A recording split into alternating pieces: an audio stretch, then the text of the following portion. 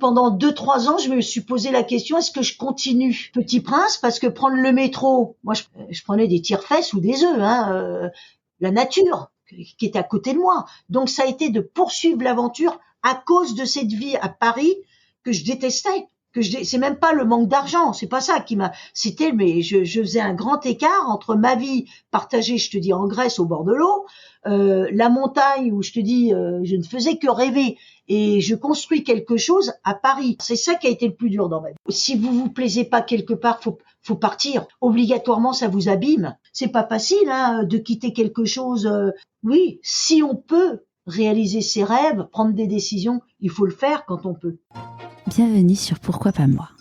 Je suis Charlotte Desrosiers-Natral, la fondatrice de Pourquoi pas moi, l'auteure de Et si je changeais de métier et la créatrice d'un bilan de compétences nouvelle génération. Trouvez ma mission de vie et écoutez ma petite voix. Finançable à 100% avec votre CPF. Grâce à des témoignages sans coupe, découvrez les véritables coulisses de ceux qui ont écouté leur petite voix. Pourquoi pas moi ? Le podcast qui t'invite à écouter ta petite voix. Pour ce dernier épisode de l'année, nous finissons en beauté avec une femme exceptionnelle. J'ai découvert Dominique grâce à une amie qui a été engagée à ses côtés en tant que bénévole pendant 9 ans. Un immense merci Mélanie pour tout ce que tu as fait pour Petit Prince et d'avoir mis Dominique sur mon chemin. Alors que Dominique a 7 ans et souffre d'un grave problème à la jambe, elle décide qu'elle deviendra monitrice de ski. Sa détermination va lui permettre de vivre sa vie rêvée. À partir de 20 ans, elle travaille pour un club de vacances, en passant 4 mois de l'année au sport d'hiver et 7 mois au bord de la mer en Grèce. À 30 ans, la lecture d'un article a changé sa vie. Elle décide de tout arrêter et de consacrer sa vie à la création de l'association Petit Prince. Petit Prince a pour mission de réaliser les rêves des enfants malades. Allez, je ne vous en dis pas plus, je vous souhaite la bienvenue dans l'univers de Dominique Bayle. Bonjour Dominique. Bonjour Charlotte. Est-ce que tu pourrais nous parler de l'objet que tu as choisi pour te présenter, s'il te plaît ? Alors avec mon parcours personnel, mais les gens comprendront, j'ai choisi un chronomètre. On en parle après du pourquoi, du coup ? Bien sûr. Ouais, ok. Est-ce que tu veux nous raconter où est-ce que tu as grandi ? Alors moi je suis née à Amiens, donc après je suis venue à Paris. Et donc, je suis une Parisienne, mais j'aime profondément la montagne et je suis profondément amoureuse de la Grèce. Et à quel âge t'es partie à Paris ? Oh, à l'âge de 5 ans, donc c'est vraiment très très jeune. Et quel type de petite fille tu étais ? Alors j'étais déjà archi sensible. Donc sur les 4 enfants que nous sommes, donc il y avait déjà une grande, je suis la 3e. Et donc 2 garçons au-dessus de moi, et j'étais quelqu'un d'hypersensible. Hypersensible, et il paraît qu'à la maternelle, tant que je n'avais pas fini un petit devoir, alors en général c'était des dessins, je ne sortais pas de la classe. Et ça me poursuit toujours d'ailleurs. Et quand tu étais petite fille, du coup, c'était quoi tes rêves ? Alors moi mes rêves, j'en avais pas jusqu'à l'âge de 7 ans, et j'ai eu un accident à une jambe, et moi j'ai la chance de rêver ma vie depuis l'âge de 7 ans. C'est-à-dire que ce problème que j'ai eu à une jambe, c'était la première année où nous partions à la montagne, dans le Jura, et je ne pouvais pas skier. Donc j'étais avec mon plâtre, entre autres, en train de regarder donc les sapins qui étaient enneigés, de regarder les beaux moniteurs de ski. Et le souci que j'avais par rapport à ma jambe, c'était pas sûr que plus tard je puisse enseigner le ski. Donc, quand j'ai vu la montagne, j'ai vu les moniteurs de ski, j'ai dit à ma maman, je veux enseigner le ski alpin, c'est tellement beau comme métier, dans un cadre qui est féerique, je m'accroche à ça, je serai monitrice de ski. Donc j'ai cette chance, grâce à ce gros souci que j'ai eu, d'avoir eu des rêves qui me permettaient de me projeter dans l'avenir. Et c'était quoi du coup cette blessure à la jambe que tu avais ? C'est malheureusement, ça a été un plâtre qui a été mal fait et ça a dégénéré en gangrène. Donc j'ai eu des gros soucis parce que on savait pas comment allait évoluer cette gangrène et c'est pour ça que je ne savais pas si je pourrais enseigner le ski plus tard, parce que bon, ça s'est quand même passé en 1963. Donc pour moi, c'est le Moyen Âge, c'est-à-dire le soutien psychologique d'un enfant, il y en avait pas. C'est pas une critique, c'est un constat. Et à la limite, grâce à ça, comme on dit souvent, quand on rencontre des situations difficiles quand on est enfant, on sublime un handicap. Moi, j'ai sublimé avec mon imaginaire qui m'a énormément aidé, parce que j'entendais des brides d'informations des médecins à voix basse qui étaient très inquiétantes par rapport à mon avenir. Et c'est ça qui m'a permis de tenir, de penser à pouvoir enseigner le ski, et que quoi qu'il arrive, j'y arriverai. Et donc à ce moment-là, quand tu vas dans le Jura, donc c'est la première fois à la montagne, t'es jamais monté sur des skis? Alors j'étais pas montée sur des skis effectivement, et je peux te dire que quand après 2 ou 3 ans après cet accident, ce problème, j'ai pu monter sur du ski. Là, la chance, quand on est hypersensible, qu'on vit quelque chose qui peut être douloureux psychologiquement et physiquement, tout est démultiplié par rapport à quelqu'un qui a pas eu un souci majeur, qui a pris sur son imaginaire, qui a pris dans des inquiétudes, des doutes avec ces adultes où je ne comprenais pas le discours, mais je savais qu'il y avait une gravité. Donc moi je me suis forgée par rapport à ce que j'ai vécu. C'est une certitude. Ouais. Et du coup, quand tu dis à tes parents, moi, je serai professeur de ski, comment ils ont réagi? Alors bon, avec un père expert comptable, un grand frère qui était gynécologue obstétricien, pour eux c'était tout de suite, tu gagneras pas ta vie avec en enseignant le sport. C'était ça. Donc c'est pas grave. Je savais que moi j'avais mes objectifs et j'y croyais. C'est ça aussi la force, c'est que quand vous avez des paramètres qui sont incertains, des inquiétudes quand vous êtes une petite fille. En plus, c'est un âge quand même clé, 7 ans. Je souffrais beaucoup après à l'école d'avoir 2 ans de retard. Donc il y a des situations qui font mal, mais en fin de compte, je ne remercierai jamais assez la vie d'avoir eu ce souci. Et pourquoi t'as eu 2 ans de retard? À cause du redoublement qu'on m'a imposé. En plus, par rapport à cette hospitalisation, à rester chez moi, donc parce que je pouvais pas aller à l'école. Oui, et puis il y avait pas les ordinateurs et tout ça à l'époque et Internet pour pouvoir avoir des cours à domicile, quoi. Il y avait des soins à faire, soit à l'hôpital, soit à la maison. D'accord. Et donc c'était mon frère qui faisait, comme il était gynécologue obstétricien, c'est lui qui me faisait les soins au niveau des pansements qui étaient à changer tous les jours, quoi. D'accord. Et donc au moment de l'orientation, comment ça s'est passé du coup pour toi? L'orientation professionnelle? Oui, ouais, au moment de... C'est très simple. Déjà, j'ai très très mal vécu. Alors c'est vrai que le monde, je me suis réfugiée dans le monde des enfants, moi. Donc j'étais déçue par les adultes. Parce que je savais que j'avais quelque chose de grave, mais je ne comprenais pas les mots qui étaient utilisés. Quand vous voyez votre maman qui pleure, qui parle à voix basse à l'hôpital, il y a une angoisse qui existe, mais qui est phénoménale. Maintenant, on parle aux enfants, il y a des cellules psychologiques, on accompagne l'enfant. Moi, à l'époque, il n'y avait rien de ce côté-là. Donc, vous savez, j'ai été voir dernièrement justement le film de son vivant pour voir où on en était par rapport à l'approche des malades.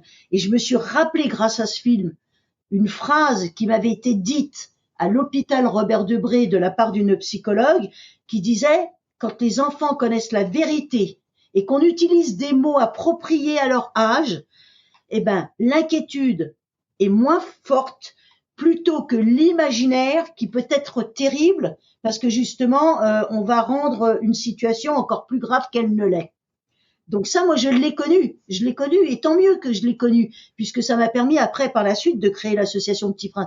Donc moi, ma vie, elle commence à l'âge de 7 ans, en quelque sorte. Donc je me suis réfugiée dans le monde de l'enfance pour 2 raisons. La première, de ne pas savoir ce que j'avais, et aucun adulte ne m'expliquait ce que j'avais.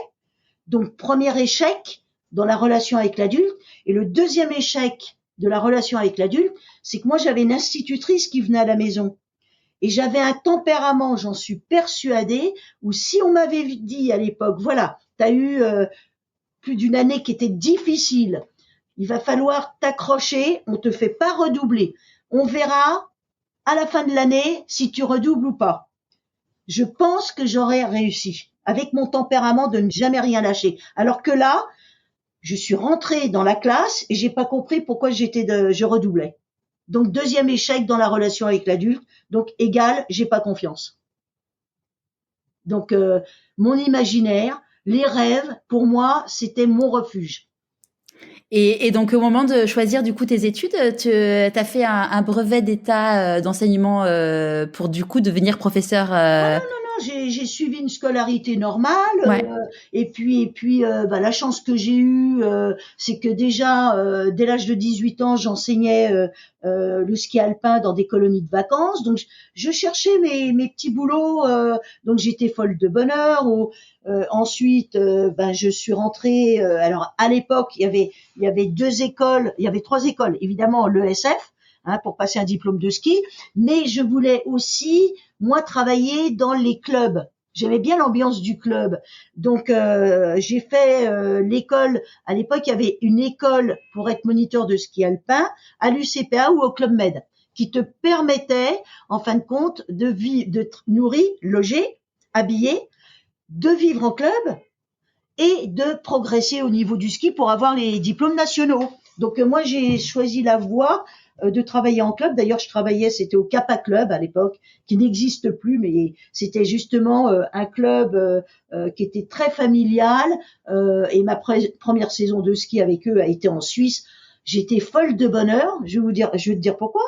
Quand t'as 22 ans de mémoire, nourri, logé, habillé, mais moi, quand je mettais les skis le matin, pour faire quand même une saison de 4 mois à Pralou et ensuite 7 mois en Grèce, au niveau des sports terrestres. Mais moi, quand j'arrivais en haut des œufs et que j'attendais les clients, je me disais, mais je suis la plus heureuse du monde. Parce que déjà, j'aime transmettre. Quand on choisit un métier d'enseignement, c'est qu'on aime transmettre, qu'on aime partager.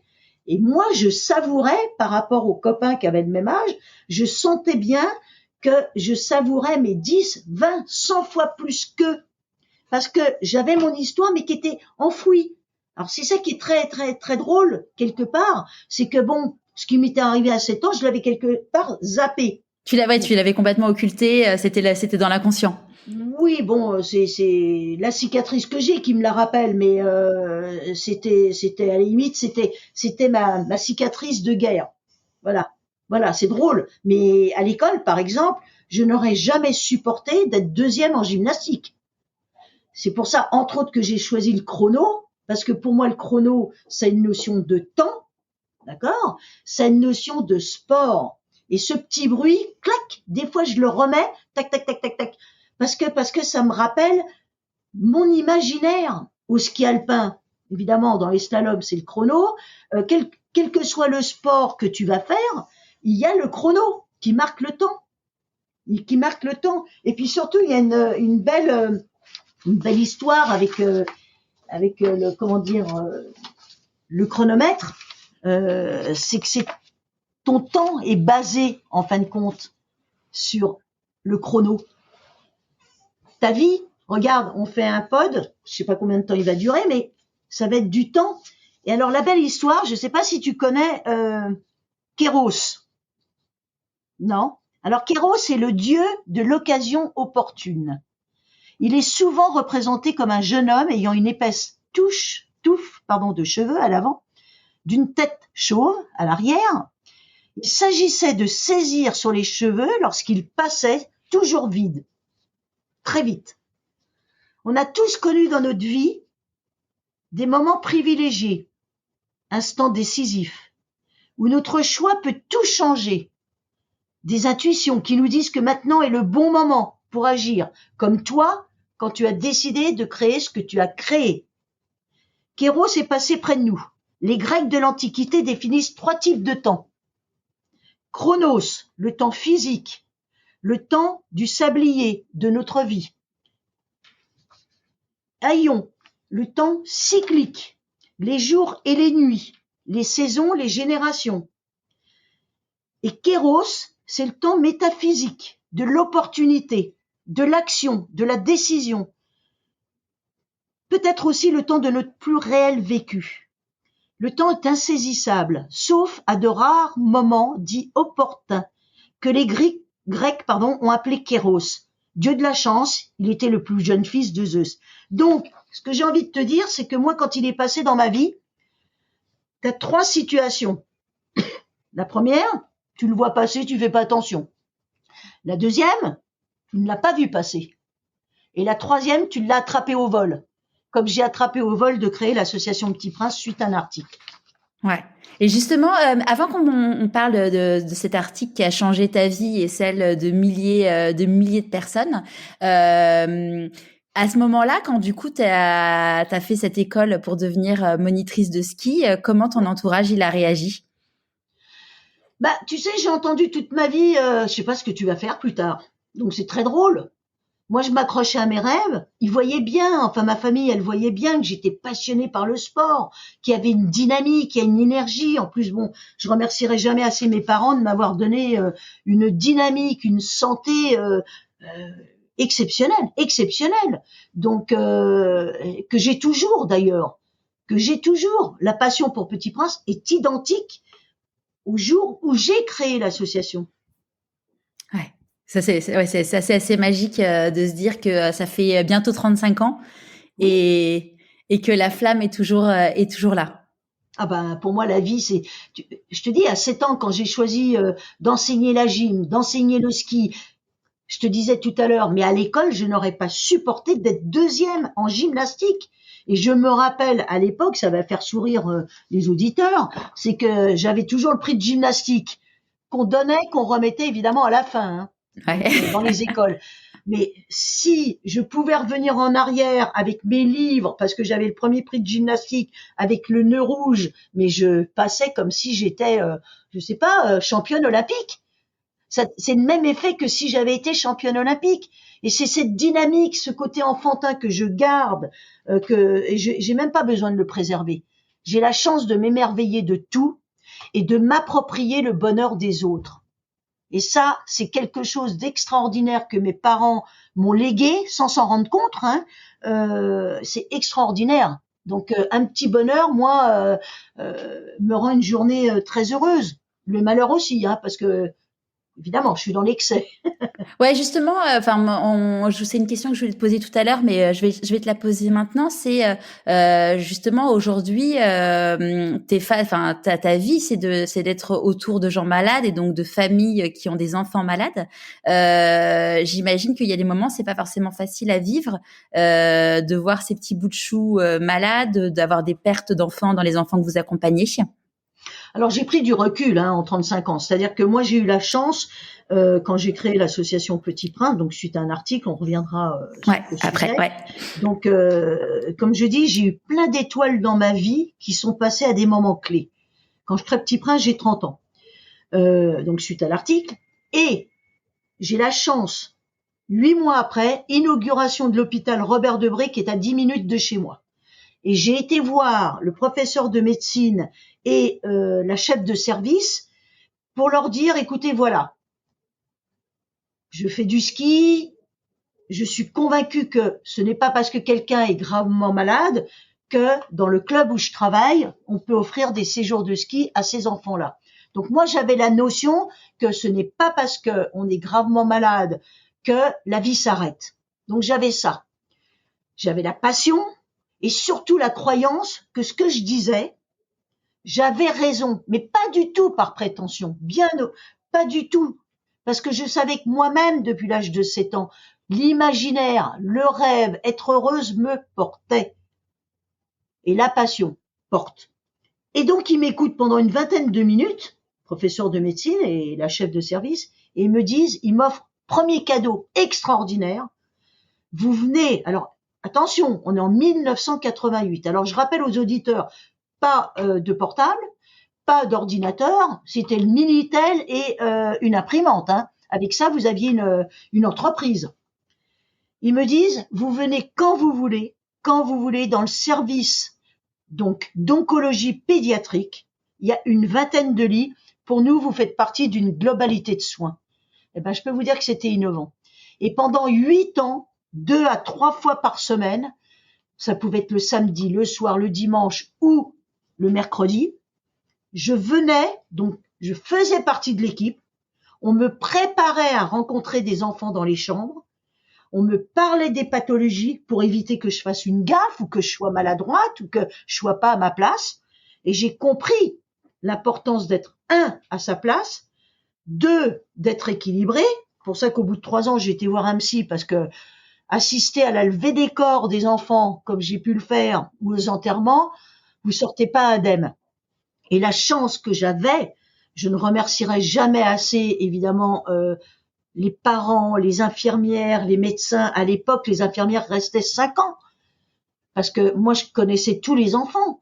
Donc, à un rythme de entre 8 et 10 ans, à aller régulièrement comme ça à l'hôpital Robert Debré, j'étais vraiment au cœur de la vie de ces enfants qui me confiaient des tas de choses, enfants, adolescents, et je peux vous dire que il m'est arrivé de lire des livres. J'ai rien appris de plus parce que j'étais dans le vécu. Et donc, j'ai été soutenue, bien évidemment, par un psychologue aussi, mais à l'époque, je ne le disais pas. Il y a eu une époque, jusqu'à l'an 2001, à peu près, les attentats de New York, où dire qu'on on faisait un travail avec un psychologue, ça voulait dire qu'on était déséquilibré, hein, quand même, faut le savoir. Maintenant, il y a une cellule psychologique dès qu'il y a un drame, et tant mieux, et tant mieux. Et heureusement que j'ai eu ce rêve, mais j'en en pouvais plus, parce que le gros problème que j'avais, c'est quand vous avez une famille qui vous demande d'aller à un enterrement ou d'aller à la levée de corps, mais j'aurais culpabilisé de ne pas le faire. J'avais pas de distance, et ces distances-là, je les ai appris progressivement, pardon, c'est l'émotion, sur le terrain, tu comprends, Charlotte? Ouais, c'est clairement, c'est vrai que c'est fou. Même aujourd'hui, je pense qu'il y a beaucoup de gens qui sont suivis psychologiquement. J'en parlais récemment, tu vois, avec une personne qui est gériatre, qui me disait qu'en fait, les maladies mentales, c'est encore quelque chose qui est très. Alors là, on parlait pas d'une maladie mentale, mais on parlait du fait que de se faire accompagner parce qu'on est tous sensibles, on a tous des épreuves dans notre vie où on a besoin d'aide. Et aujourd'hui, le fait de le dire, c'est encore vu comme quelque chose. Pour certains, de l'incompréhension, du jugement, alors que si tu te dis, bah voilà, je me suis cassé une jambe, c'est pas, on va pas du tout te dire on va pas du tout t'appréhender de la même façon. Et ouais, pardon. Non, vas-y, excuse-moi. Non, mais moi, j'ai tendance à dire, quelqu'un qui a mal aux dents, il va dire à tout le monde, je vais chez le dentiste. Quand on a des maux à l'âme, mais pourquoi? Mais c'est heureusement que il y ait ces personnes qui peuvent vous accompagner. Moi, ça m'a sauvée. Je pense que je ne serais plus à Petit Prince si je n'avais pas été accompagnée par un psychologue pour me protéger. Et quand je le disais aux mamans, parce que évidemment au début de Petit Prince, il y a eu un rêve, 2 rêves, 3 rêves. Donc après, quand j'ai connu plusieurs familles, je leur disais que j'étais accompagnée par un psychologue, et il me disait oui, mais t'as raison avec tout ce que tu vois, mais tu vois, moi j'irai pas voir un psy parce que je suis pas folle. Alors qu'il me considérait pas folle. Ouais. Tu vois, il y avait cette approche. Cette approche et ces sentiments que pouvaient avoir les parents. Je les juge pas, hein, parce que c'est tellement épouvantable d'avoir son enfant qui est hospitalisé avec une pathologie qui est très lourde. Je ne juge pas, mais j'ai entre guillemets la chance, moi, d'avoir vu l'évolution en 34 ans des soins en pédiatrie et de l'évolution du soutien psychologique en pédiatrie. Ouais. Et alors juste un petit retour en arrière du coup avant que tu lances Petit Prince. Du coup à cette époque-là, donc t'étais l'hiver monitrice de ski et l'été 7 mois en Grèce. T'étais en Grèce. Alors là, j'enseignais la gym aquatique. Alors l'hiver, c'était un village de 200 personnes, donc un grand chalet de 200 personnes. Et l'hiver, donc l'été, pardon, je partais 7 mois en Grèce. Et j'enseignais la gymnastique. Alors ça, il y avait 600 personnes. Donc j'organisais des olympiades, la semaine suivante des Jeux nautiques parce qu'on avait la chance d'avoir une piscine olympique, les tournois. Donc j'étais dans l'animation, l'enseignement du sport, du tennis de table. Enfin, mais j'étais comme une enfant dans un jardin d'enfants. Oui, je le dis. Donc entre 20 et 30 ans, une vie pour moi féerique. Évidemment, dans des endroits qui étaient magnifiques, avec toujours cette pensée en me disant, mais je suis payée pour réaliser mes rêves. Et quand je déjeunais avec des clients ou je dînais avec des clients, quand je les entendais dire, oh là là, Demi, tu fais quoi cet hiver? Alors je leur disais que j'allais enseigner le ski. Oh là là, quand je pense que nous, nous, on travaille une année pour nous offrir une semaine en Grèce, mais moi, je savais le privilège que j'avais. Donc, ça t'équilibre, mais d'une façon extraordinaire. Je restais dans le monde de l'enfance et je restais auprès de la mer et je restais du côté des montagnes. Donc, j'étais toujours dans un environnement qui était sain en enseignant le sport qui me passionnait. Zéro souci dans ma tête. Ouais. Et donc là, un jour, tu lis un article qui va changer ta vie.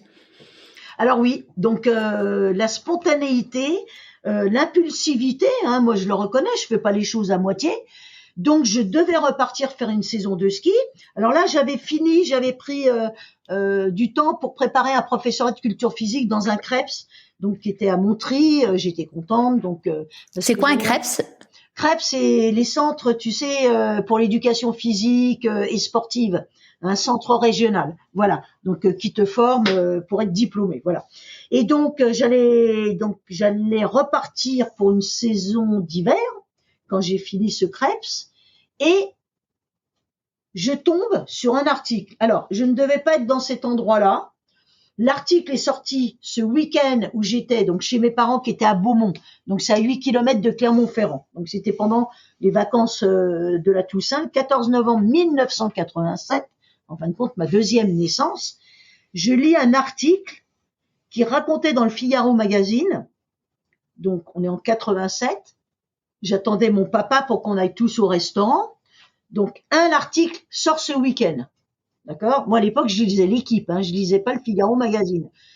2, week-end, on est à Clermont-Ferrand. 2, l'article sort ce week-end où je suis là. Il aurait pu sortir une semaine avant, une semaine après, je l'aurais jamais lu.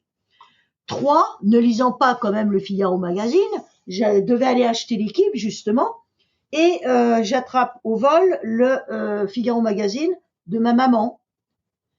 Et je vois un titre où il y a marqué « Le rêve des petits incurables ». Je dis « Qu'est-ce que c'est que ça ?» Et il y avait une photo magnifique de 3 enfants habillés de la tête aux pieds en clown, avec la perruque, ils n'avaient pas de cheveux, le petit nez rouge, et ils riaient à la vie et aux éclats. Et donc je souris, et puis je lis l'article, et l'article absolument pas misérabilisme, était indiqué que sur les 3 enfants, il y en a 2 qui savaient qu'ils allaient mourir, et le 3e, son pronostic vital était extrêmement menacé. Et je regarde ça, et je me dis, mais c'est fou, la force de ces enfants. J'étais avec ma belle-sœur, infirmière, et je dis, il faut qu'on crée ça, c'est pas possible, c'est typiquement américain, il faut qu'on se lance en France. Et j'ai appelé le lundi le journaliste, encore une étoile. Donc, alors 2e étoile quand même de l'article. 3e étoile, j'appelle le journaliste au Figaro magazine. Alors ça va te faire sourire. C'est-à-dire, j'appelle le Figaro magazine en disant bonjour, est-ce que je pourrais parler à monsieur Jean-François Montgilvaud? Oui, ne quittez pas, on vous le passe. T'imagines maintenant, faudrait que je fasse un mail, un courrier, je l'ai 3 mois après. Il décroche. Je me présente, je lui dis voilà, avec ma belle-sœur, on veut créer une association. Est-ce qu'il en existe une en France? Moi, je suis prof de sport. J'ai envie d'offrir à des enfants des cours de ski gratuits. Il me dit non, ça n'existe pas. J'ai fait une recherche. Il me dit en tout cas merci pour vos encouragements par rapport à l'article. Et il me dit écoutez là, je vais partir en Afrique. Faire un grand reportage. Je lui dis attendez. Je lui dis bon, on va créer l'association avec ma belle-sœur, elle est infirmière. Et il me dit écoutez, bon, appelez-moi si ça marche. On verra ce qu'on peut faire. D'accord? Je le rappelle peut-être 1 an après, on avait réalisé 8 rêves et il a dit je vous fais un article dans le Figaro magazine. Génial. Un 4 pages extraordinaire. En plus, il y avait la femme de Alain Decaux, grand historien pour ceux qui connaissent, qui était, elle, reporter, photographe.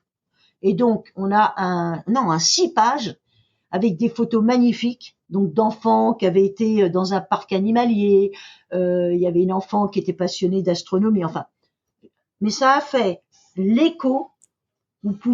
Tu peux pas t'imaginer. Je dis vous parce que je parle en même temps aux auditeurs. Comme ça, j'ai l'impression qu'ils sont tous avec nous, là, sur des chaises, à nous regarder avec bienveillance. mais un écho qui a propulsé donc Petit Prince. Troisième, alors dans les chances, on est d'accord, l'hôpital Robert Debré, ok, qui croit dans le projet. L'article donc de 6 pages, hein. Alors ça c'est, on est revenu en arrière, mais les 6 pages.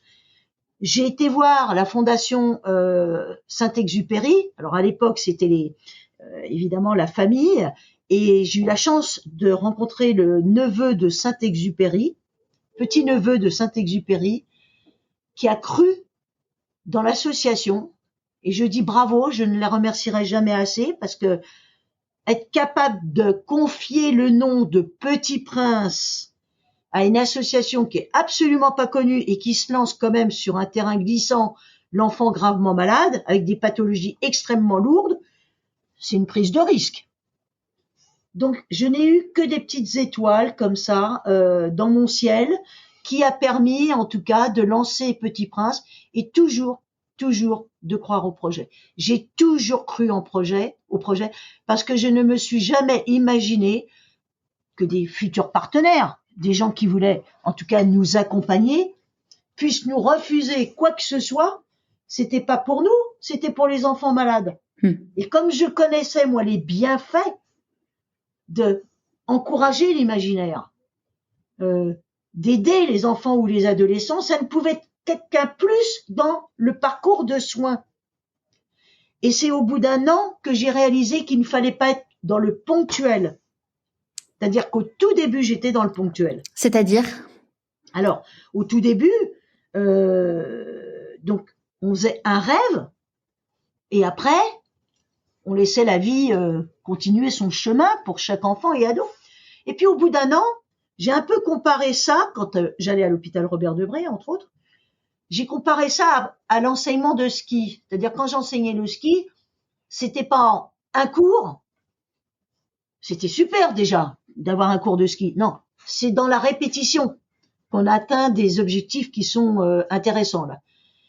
Et donc, le parallèle, c'est, mais je voyais ces enfants atteints de cancer, de leucémie, mucoviscidose, des myopathies dont on ne parlait pas, hein, les maladies génétiques, on reviendra dessus, mais au tout début de Petit Prince, hein, c'était les cancers et les leucémies. Hein.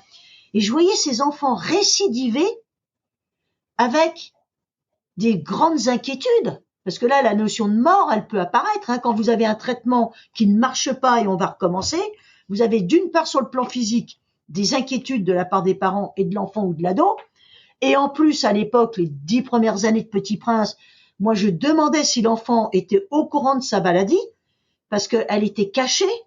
Et moi, c'est un constat. J'ai vu des enfants qui connaissaient la pathologie être acteurs de leurs soins, acteurs de leur vie, des enfants qui ne connaissaient pas leur pathologie, qui étaient des enfants angoissés. Donc, j'étais sur le schéma de demander aux parents, c'est sa maladie, pour éviter la gaffe, quoi, le dérapage. Et donc, quand j'ai eu, d'une part, les parents et l'enfant psychologiquement être dans une récidive, avoir beaucoup de doutes sur l'avenir, plus des traitements qu'on recommence, faut avoir du courage quand on a 5 ans, 10 ans, 15 ans, qu'importe, de se dire, ça y est, on est reparti.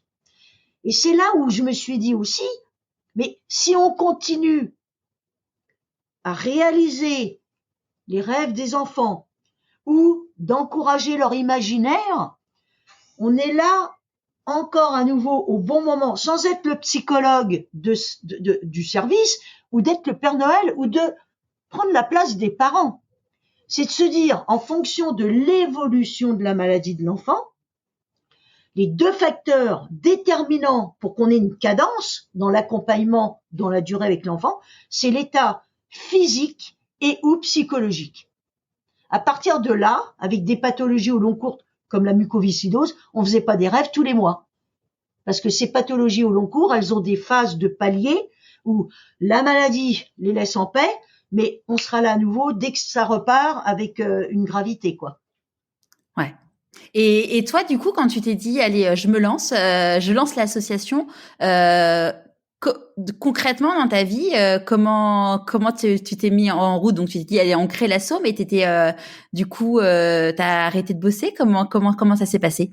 Ah bah j'ai eu encore des étoiles dans mon ciel.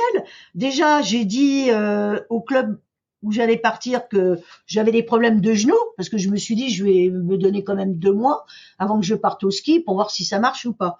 Donc j'envoie des CV mais partout à Paris. Je crois que j'ai fait toutes les salles de gym pour dire voilà, prof de culture physique, je recherche un emploi et tout. Mais on était au mois de novembre, début novembre, hein, 14 novembre. Donc les salles de gym, elles avaient les profs. Donc je dis à ma belle-sœur, bah malheureusement, moi dans 15 jours je repars au ski parce qu'il faut bien que je mange, il faut bien que je me nourrisse. Donc mes parents très gentiment me prêtaient leur appartement à Paris, Dieu soit loué. Mais à 15 jours près, donc j'allais repartir. Et puis un jour, donc j'étais dans l'appartement de mes parents et je reçois un coup de fil. Et j'étais sur le palier pour aller déjeuner avec un ami. Et je me dis bon, est-ce que je rentre parce que j'avais pas de répondeur. Bon, je Et puis à rentre. l'époque il n'y avait pas de téléphone portable. T'as tout compris? Ouais. Je me dis bon, je vais peut-être bon, avant de partir, tu te rends compte, j'étais sur le palier, je fermais la porte. Donc je re-rentre et je dis c'est peut-être mes parents qui m'appellent, bon. Et je décroche, tu vas pas me croire, hein. Et j'entends allô Demi, c'est Alain, tu te rappelles de moi? J'étais comment dire kinésithérapeute. Donc je suis en train de racheter une salle de gym. Écoute bien, non mais au niveau du timing, hein, dans la vie. Il me dit voilà, je me suis dit à tous les coups, t'étais au ski ou tu revenais de Grèce. Je me suis dit j'ai une chance sur je sais pas combien de te rappeler et de t'avoir au téléphone. Et je lui dis qu'est-ce que dis-moi. Voilà, je rachète une salle de gym, j'en rêvais. Ça fait 15 jours que je l'ai acheté, mais maintenant je cherche un prof de gym. Est-ce que t'es partante? Non mais t'imagines le timing? Mais C'est fou, hein. Ouais. Je lui dis attends, on déjeune ensemble. Demain, pas de problème. Je déjeune avec lui le lendemain. Je lui dis écoute, voilà, moi j'ai avec ma belle-sœur une idée de créer une association qui va s'appeler Petit Prince pour réaliser les rêves d'enfants malades. Donc je lui explique le topo. Je lui dis par contre, je peux réenseigner très tôt le matin jusqu'à 14 heures, mais moi l'après-midi et les soirées pour construire l'association, je serai pas là, mais je vais te trouver une amie qui était au Crêpes avec moi. Donc voilà. C'est Donc, fou, hein. imagine, quand tu penses à l'article qui sort le bonjour, hein, avec mon papa qu'on attend, qui reste je sais pas combien de temps dans la salle de bain, qui me permet de lire le Figaro magazine. Ensuite, je suis sur le palier, mais je te jure que je me suis posé la question en disant, bon, bah, de toute façon, on me rappellera, c'est pas la peine, je prends l'ascenseur. Et que je me revois, t'imagines, 34 ans après, rouvrir la porte pour décrocher le téléphone. C'est drôle, mais c'est magnifique. Ouais, il y a des mots, c'est marrant parce que alors rien à voir avec ce sujet, mais ça me fait penser mon mari aujourd'hui qui est le père de mes enfants m'a appelé un jour parce que je cherchais un stage et je lui avais envoyé un message et il m'avait pas répondu et on se connaissait sans se connaître et pareil coup de téléphone, je me rappelle, je pense toute ma vie je me rappellerai le moment où j'avais ma convention de stage et je me dis bon tant pis et là il m'appelle en me disant écoute il y avait une stagiaire. Elle vient de nous planter. En gros, on est un peu dans la merde. Moi, mon stage, ça allait pas du tout. Et tu te dis, mais en fait, cet alignement des planètes, c'est quand même, c'est aujourd'hui, bah voilà, on est mariés, on a des enfants, et tu te dis, si j'avais pas répondu à cet appel, si, tu te dis, c'est Oui. fou, quoi. Ah oui, ah mais oui. Ouais. Moi, quand je repense à ma vie, même depuis l'âge de 7 ans, mais il y a un bon Dieu là qui me protège.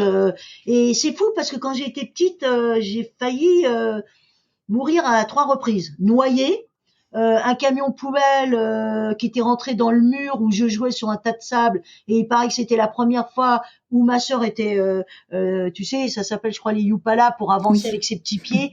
Moi, je commençais à marcher et c'était la première fois que j'essayais de grimper les marches pour rejoindre ma maman qui nous regardait par la fenêtre. Elle était persuadée qu'on était sous le camion. C'était la première fois que je me déplaçais pour aller rejoindre ma maman. Et puis la troisième fois, un petit camionneur dans un camion de pompiers que j'avais avalé. Donc et un jour, je me suis dit à Petit Prince, je me suis dit après, j'ai dit quand même, oh, j'ai de la chance parce que j'ai des anges gardiens. D'ailleurs, aujourd'hui, je me dis que mes anges gardiens sont tous les enfants qui nous ont quittés et qui sont toujours à mes côtés. Moi, c'est ce que je me dis. Ça me donne des frissons. Ouais. Bah oui, parce que moi, ma réussite, c'est parce que j'ai eu des gens qui m'ont entouré. Hein, c'est pas moi toute seule. Hein. Moi, j'ai l'impulsivité de faire les choses avec du cœur.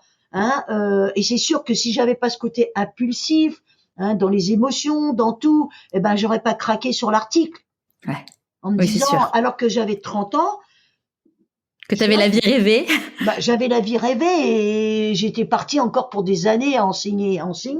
Donc ça m'a permis, revenons donc à Paris. Donc je ne suis pas partie enseigner le ski, d'accord, et je suis restée avec ma belle-sœur à construire l'aventure Petit Prince. Top. Et donc pendant combien de temps, parce que ça c'est une grande question quand tu vois des personnes qui sont directeurs d'associations, il y a un moment faut manger, faut pouvoir se payer pour vivre. Comment ça se passe pour pouvoir se rémunérer quand tu es dans une association et au bout de combien de temps tu as pu vivre et te consacrer à 100% sur ce projet? Alors la première chose, c'était ma belle-sœur et moi, c'est nous qui mettions de l'argent hein, dans la cagnotte. Ça a commencé chez elle, hein, dans le 15e arrondissement. Donc, ce qui était le plus dur, c'était pas trouver de l'argent.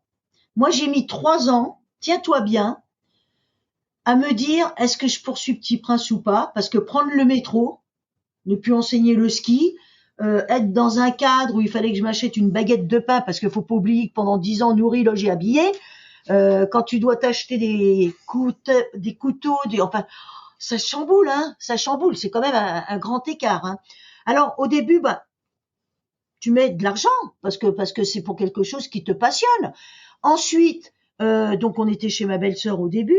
Après, on a commencé à être connus et à avoir suffisamment d'argent pour pouvoir, en tout cas, d'une part, avoir des locaux. Alors, c'était un 15 mètres carrés au 6e étage sous les combles, mais on avait notre petit chez nous. Moi, je me rappelle, les partenaires, quand ils devaient monter les 6 étages, donc sous les combles, alors l'hiver, il faisait froid, moi j'étais ravie, et l'été, j'avais l'impression d'être en Grèce.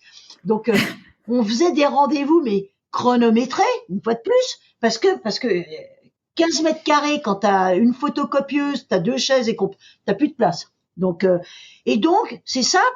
Après, j'ai été rémunérée, peut-être, je sais plus au bout de combien de temps, mais 6 francs, 6 sous. C'est-à-dire de quoi manger.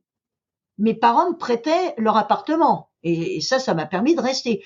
Donc, je m'achetais rien. J'avais de quoi simplement pouvoir manger. Donc, et puis il fallait refaire accessoirement il fallait refaire un minimum de garde-robe parce que t'étais ni en Grèce ni au ski. Oui. Tu sais, tout ça, le matériel, alors chez moi, ça ne compte pas le matériel. Moi, l'essentiel, c'était que je puisse simplement manger, d'être dans les locaux, donc nos 15 mètres carrés, dès 7 heures du matin, d'accord, et de quitter le soir à minuit. Même le samedi et dimanche. Alors, j'arrivais à donner quelques cours de gym le week-end, mais une fois de plus, tu es dans une telle dynamique, tu crois tellement dans le projet que rien ne t'arrête. Le 1er mai, les jours fériés, tu connais plus. Moi, j'ai fait des Noëls fantastiques où le 24 après-midi, j'allais à l'hôpital Robert Debré amener des cadeaux comme le Père Noël et de découvrir qu'à 17 heures, quand les parents devaient rentrer et que les enfants restaient tout seuls dans leur chambre, que toi, tu sais que tu vas fêter ça en famille. Là, tu partages le chagrin de ces enfants. Parce qu'il faut savoir qu'à l'époque, il n'y avait pas des maisons comme les maisons McDonald's qui accueillent les familles. Ça a hyper évolué. Moi, j'ai connu des mamans qui dormaient dans un fauteuil parce qu'elles pouvaient pas revenir à Toulouse ou ailleurs pour changer son garde-robe et qui étaient dans un fauteuil comme une malheureuse, quoi. C'est ces prémices qui te permettent de mieux saisir l'environnement quand un enfant est gravement malade, quoi. Ouais, t'as vraiment. Et aujourd'hui, du coup, on parlera juste après de toute l'évolution et ce qu'est Petit Prince aujourd'hui. Toi, tu continues du coup malgré le fait que l'association soit quand même assez grosse, à pouvoir justement passer encore du temps avec les enfants. Alors, il y a une chose que je n'ai pas quittée. Tous les courriers qui nous sont adressés à l'association Petit Prince pour une demande de rêve, je les lis également. Je fais partie du comité consultatif pour 2 raisons. La première, ça va te surprendre, mais si je te donnais un courrier de 1987, un courrier de 1997, d'accord, etc., 2007, 2017 et tout. On va prendre un thème qui est récurrent, les animaux. C'est 4 courriers différents, d'accord? Tu serais incapable de dater ces courriers pour la simple raison, c'est que toutes les émotions qui sont partagées dans ces courriers n'ont pas changé. Parce que la douleur des parents, elle est toujours la même, 34 ans, 50 ans après. Ça sera toujours la même émotion. Donc, j'ai besoin, moi, d'être toujours comme si c'était le premier jour de l'association Petit Prince. Et aujourd'hui, t'imagines, 34 ans de courriers que j'ai lus, je suis capable de te dire que certains courriers ont été écrits la nuit. Parce qu'il y a une émotion que je connais la nuit à l'hôpital où il y a des confidences qui sont faites dans le chagrin de la part des parents, où ils vont se livrer pour s'appuyer sur l'association Petit Prince, pour partager leur douleur, pour partager leur peine. Ça, pour moi, supprimer ça, mais je quitte Petit Prince, je serai plus dans Petit Prince. La deuxième, je ne m'impose pas, je m'autorise à venir à toutes les réunions rêves pour écouter les rêves racontés par les bénévoles. Et très souvent, quand je raconte à l'extérieur un rêve que j'ai trouvé magnifique, quel qu'il soit, les gens en face de moi me disent « Ah là là, t'as dû vivre des moments fabuleux ». Et je dis « Non, non, c'est pas moi qui l'ai raconté, mais le bénévole l'a raconté avec une telle émotion, une telle intensité que ça me rappelle les rêves que j'ai faits pendant des années, des années, des années. » Tu comprends? Et donc là, je suis toujours, entre guillemets, cofondatrice de l'association Petit Prince dans l'humain. Directrice générale, pour moi, c'est une étiquette. Cofondatrice, c'est-à-dire que j'ai une expertise, et il n'y a pas de prétention quand je dis ça, parce que tout ce que j'essaie, c'est grâce aux parents, maman, papa, ados, enfants. Moi, à l'hôpital, dans les hôpitaux où j'ai pu aller après, les confidences que j'avais des ados ou des enfants, ils les confiaient parce qu'ils savaient que j'étais pas psychologue, que j'étais quelqu'un qui allait réaliser les rêves et qui allait s'intéresser au vécu d'un enfant. Tu comprends? Et donc, je parle souvent avec les bénévoles. À l'association 34 ans après, ma porte, elle est ouverte. J'ai besoin d'être à côté de mes équipes. Si tu n'es pas à côté de tes équipes, si tu n'es pas près du premier jour où tu as créé quelque chose, tu perds le fil. Tu perds le fil. Et je suis heureuse que mes équipes n'aient pas ce sentiment. Attention, la cofondatrice, 34 ans. Pas du tout. On rigole ensemble, on partage des événements. Donc, oui, je suis une femme de terrain. Et si tu perds le terrain, mais il faut changer de métier. D'ailleurs, c'est l'occasion pour moi de remercier Mélanie qui nous a mis en relation, qui a été bénévole pendant de longues années, et c'est vrai que 9 ans, ouais. Bah ouais, son fils a 10 ans parce qu'il a nos enfants ont exactement les mêmes âges, et donc au bout de quand Gaspard a eu 1 an, du coup elle vous a rejoint, et c'est vrai qu'à chaque fois qu'elle me parlait de toi, elle me parlait de toi avec beaucoup d'émotion, beaucoup d'affection, beaucoup d'admiration. Et c'est vrai, et je pense qu'en effet, c'est sûr que ton énergie, ça soulève, ça se dit qu'en fait, comme disait Laetitia Milo, là, c'est l'interview que je diffuse ce matin, impossible n'est pas français. Ouais, mais moi, j'ai besoin de mes équipes. Et puis, il faut savoir, j'en parle aux auditeurs, ils sont drôles, mes bénévoles et mes salariés. J'ai une équipe qui est dynamique. On est dans la vie, on n'est pas dans la mort, même s'il faut traverser les décès des enfants, on en parlera de quelle façon on le traverse. Moi, je veux, en tout cas en tant que cofondatrice, être la même que le premier jour, et je me force pas parce que je suis passionnée. Je crois que la vie, est-ce qu'elle est intéressante si on n'a pas de passion, quand on a la chance d'être en bonne santé? Mais moi, quand j'ai des petits soucis, oh là là, je relativise très très vite, hein. Parce que quand on a passé une journée dans un hôpital d'enfants gravement malades, où la maladie a abîmé ces enfants-là en plus, non, j'ai l'humilité. De toute façon, à Petit Prince, moi je dis, il faut les 3 H. L'humour, l'humilité, l'humanité. C'est très simple. tu viens à Petit Prince dans nos locaux, j'espère que tu passeras un jour. Avec plaisir. Tu vas te dire, mais il y a des photos d'enfants qui rayonnent, des photos d'enfants qui sont heureux, c'est l'aventure. Donc voilà. Et Mélanie, qui est quelqu'un de très drôle aussi, Ouais. je m'entends avec elle. Je ne mets pas de distance avec mes bénévoles et mes salariés. Les bénévoles sont considérés comme des salariés, les salariés comme des bénévoles au niveau de l'état d'esprit. Ouais, c'est une seule et même équipe. Et d'ailleurs, du coup, aujourd'hui, vous êtes combien en tout chez Petit Prince? Alors, on est une centaine. Entre les rêves, entre l'équipe des rêves, l'équipe des hôpitaux, l'équipe administrative, collecte, comme partenaire. Donc, je crois que j'ai oublié personne, surtout. Donc, il y a une dynamique dans les locaux dont je rêve toujours. Si on m'avait dit, quel a été ton propre rêve par rapport à Petit Prince? C'est d'amener ce que j'ai vécu en club de vacances, où c'est du collectif, et j'y suis arrivée. Au bout d'un an, je me suis dit, mais c'est pas possible, je me rends compte que les familles, les enfants, ils ont envie de rire, il faut que je mette en place dans mes recrutements ce que j'ai vécu en club, en collectif, où on est là pour s'amuser, on est là pour rêver, on est là dans l'imaginaire, on est là pour mettre de côté les soucis, et hop, t'embarques des équipes comme ça, c'est ça. Et tu disais, du coup, dans les équipes, il y a les personnes donc, qui s'occupent de réaliser les rêves et les personnes qui s'occupent de la relation avec les hôpitaux. Qu'est-ce que c'est là, du coup, la différence? Alors, l'équipe des bénévoles rêves sont ceux qui montent un projet de A à Z. L'équipe des hôpitaux, donc bénévoles plus les 3 salariés avec le médecin. Donc, je me suis vite rendu compte, il y a à peu près une dizaine d'années, depuis longtemps, parce que je travaillais avec des bénévoles médecins. Mais il y a 10 ans, et je me suis dit, il faut une cellule hôpital pour renforcer notre crédibilité. Et puis surtout, par rapport au nombre de pathologies vers lesquelles nous sommes allés, parce qu'au début, comme je le disais tout à l'heure, on réalisait le rêve des enfants atteints de leucémie, de cancer.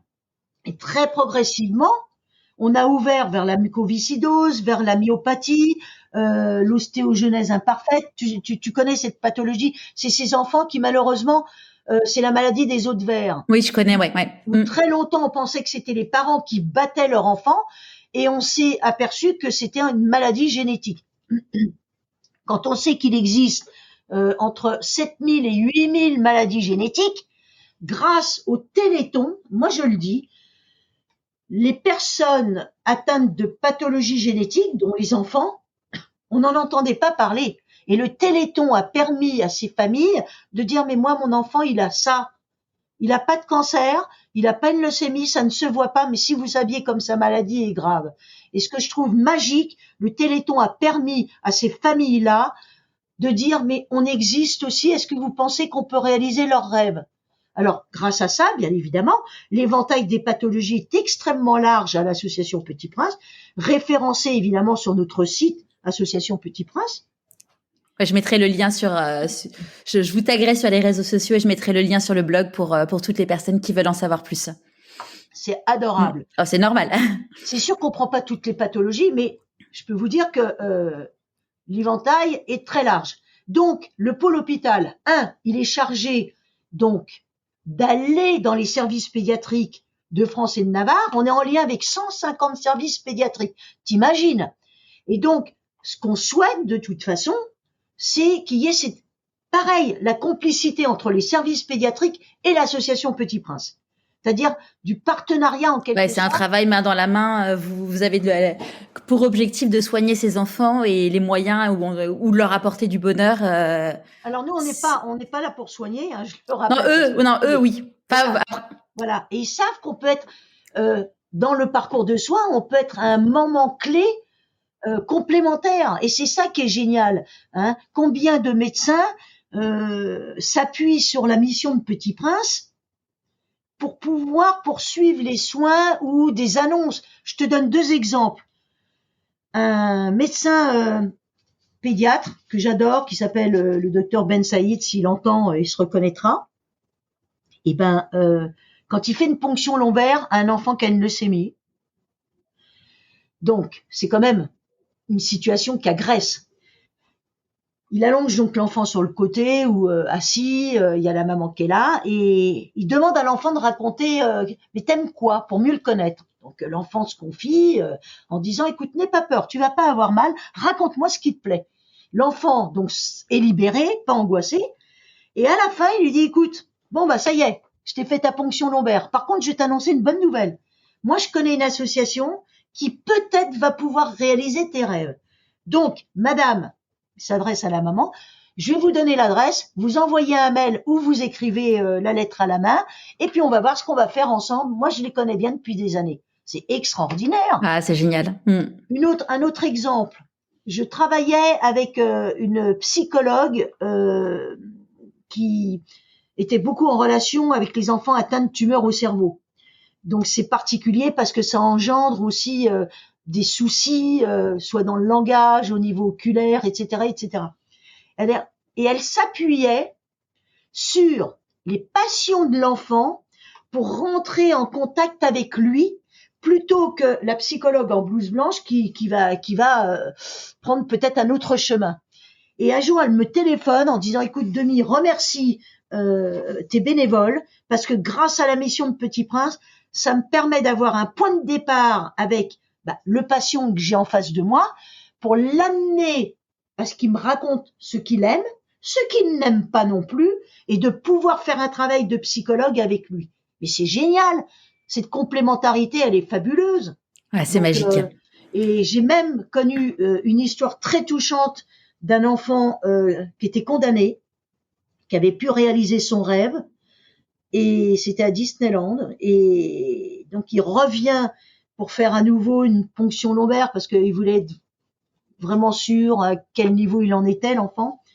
Et donc la maman savait qu'il y avait peu d'espoir, et l'enfant de 8 ans dit à sa maman avant d'aller à l'hôpital attends maman, je prends toutes les photos de mon rêve parce qu'il faut que je le raconte au médecin. Et il était allongé quand même avant de faire sa ponction lombaire sur le côté, et il mettait toutes ces petites photos donc devant lui et qui commentait au médecin. Le médecin, moi, m'a dit après, j'avais les larmes aux yeux parce qu'il était dans la vie. Et c'est ça qui est extraordinaire. J'espère, oui, qu'on aura le temps de parler des enfants, du comportement des parents, des équipes soignantes, parce que c'est des chapitres qui sont tellement enrichissants. Je suis tellement admirative. Moi, tu sais, quand on me dit, je vous admire, non, remettons les choses en ordre. Moi, ça fait partie de ma vie. Parce qu'il faut savoir que moi, le fait de pouvoir aider ces enfants-là, ma vie, elle est comblée. Donc, j'ai suivi un cheminement qui m'est apparu, en tout cas, c'est quand même bien de réaliser les rêves d'enfants malades quand on reste dans l'enfance. Ouais, c'est un beau lien avec ta vie d'avant, en fait. Oui, c'est un lien sans que ça soit le lien, parce que oui, c'est en créant Petit Prince. Alors, ça va te surprendre, mais c'est en créant Petit Prince et en faisant un travail avec un psy, d'accord, au bout de 2 ans, que le psychologue m'a fait comprendre, mais si j'ai créé Petit Prince, j'avais mis de côté ce que j'avais vécu, et que le fait que l'article me séduise, c'était pas à moi que je pensais puisque c'était enfoui, ça a fait écho. C'est ce qui a déclenché la suite après, donc c'est ça qui est magique. Ouais, en fait, ce qui est fou, c'est que la vie, parfois, te met sur ton chemin, et puis il y a un élément après extérieur ou intérieur qui te fait prendre conscience, en fait, que finalement c'est cohérent et que c'est logique tout ça, mais c'était tellement enfoui que au moment, à cet instant T, on s'en rend pas compte. Et puis ce qui est phénoménal aussi pour moi, c'est que cet article, il est arrivé au bon moment. J'avais 30 ans. Je l'aurais lu à 23 ans. J'aurais dit c'est fabuleux, c'est génial, mais j'aurais peut-être pas basculé pour me dire allez hop, on y va. C'est clair. Comment tu écoutes ton intuition? Comment j'écoute mon intuition? Ouais. Ah mais moi je suis alors déjà mon hypersensibilité et je suis quelqu'un instinctive. Donc, c'est-à-dire que quand je suis joyeuse, je peux être très joyeuse. Quand je suis malheureuse, je peux être très malheureuse. Il n'y a pas de juste milieu. Donc, je marche beaucoup à l'intuition, où, tu sais, ça me donne envie de te raconter qu'un jour, un journaliste me dit, ça faisait 30 ans qu'existait Petit Prince, est-ce que vous vous rappelez du premier rêve? Et je lui réponds instinctivement du tac au tac, mais chaque maman se rappelle du premier enfant qu'il a eu. Donc moi, mon premier rêve, c'est mon enfant, c'est voilà. Donc je marche beaucoup à l'instinct. Je prends des décisions aussi en collectif. Pour moi, mes 10 ans de club de vacances ont été fabuleux au niveau de la vie en collectif. J'ai besoin d'une meute à mes côtés, pas derrière moi. Je dis toujours, mes équipes sont à mes côtés. La nuance est très importante entre dire j'ai une équipe derrière moi et j'ai une équipe à mes côtés. Donc, s'il y a un choix, bien évidemment, il m'est arrivé dans ma vie de prendre seul des choix. Eh ben, je suis contente parce que mon intuition m'a permis de faire les bons choix. Alors, pourquoi j'ai fait le bon choix? Parce que la seule question que je me pose, si j'ai une décision majeure à prendre toute seule sans les autres, je vais entendre les autres, mais c'est moi qui trancherai. Je me revois en train de regarder la photo de ces enfants le 14 novembre 1987 en me disant, mais tu vas faire un choix, c'est pour eux. Poum! Et ça me guide énormément.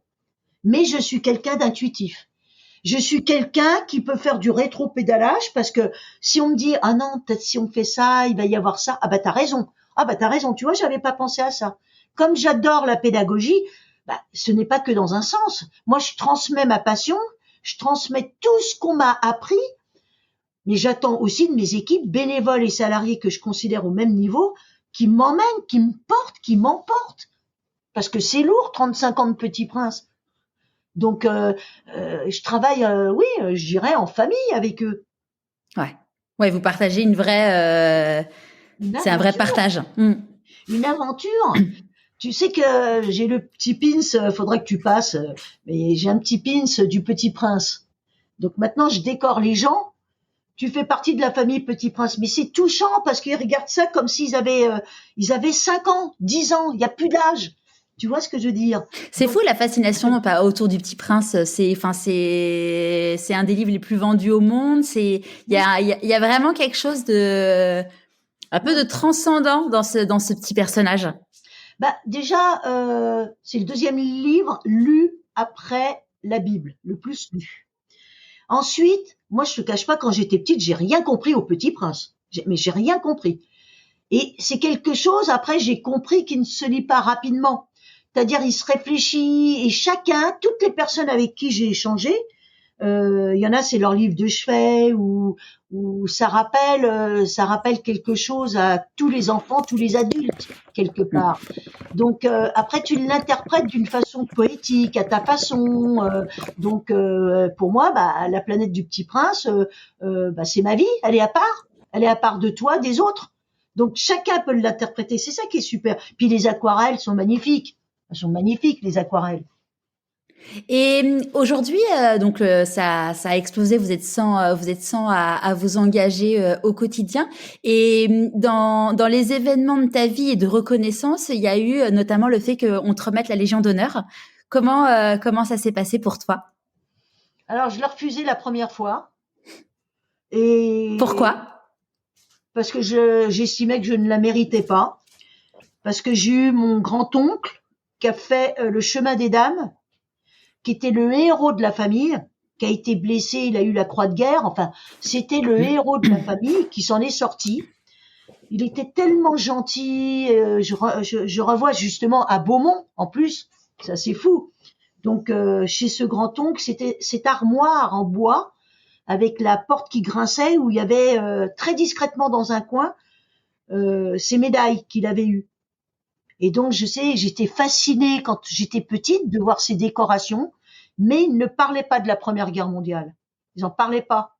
Et mon père m'a raconté après son histoire et tout ce qu'il avait vécu. Enfin bon, donc pour moi, la Légion d'honneur, c'est du hors norme. Donc moi, j'avais pas été blessée, donc pour moi, je ne la méritais pas.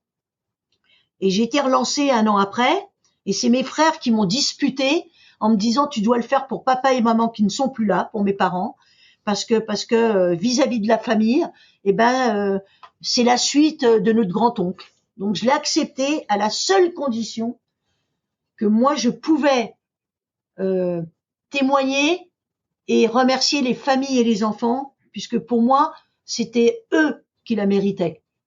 Donc moi, je m'effaçais et pour moi, c'était à eux que je la dédiais. Donc c'était beaucoup plus facile pour moi de prendre la parole. Ouais. Alors, et est-ce que ça a eu un impact du coup par rapport à l'association? Ça a donné une visibilité ou c'était quand du coup cette remise de Légion d'honneur? je crois que c'était je me rappelle plus du tout. Attends, Ah je dois si, l'avouer. ça fait 10 ans. Ça fait 10 ans, Si, ça fait d'accord. 10 ans. Ça fait 10 ans. Donc moi personnellement, j'ai tellement pensé à toutes ces personnes, je te dis, de la Première Guerre mondiale et de la Seconde Guerre mondiale, parce que je suis tellement admirative que pour moi le combat que mènent les parents, mais je m'incline, je ne suis rien du tout à côté d'eux.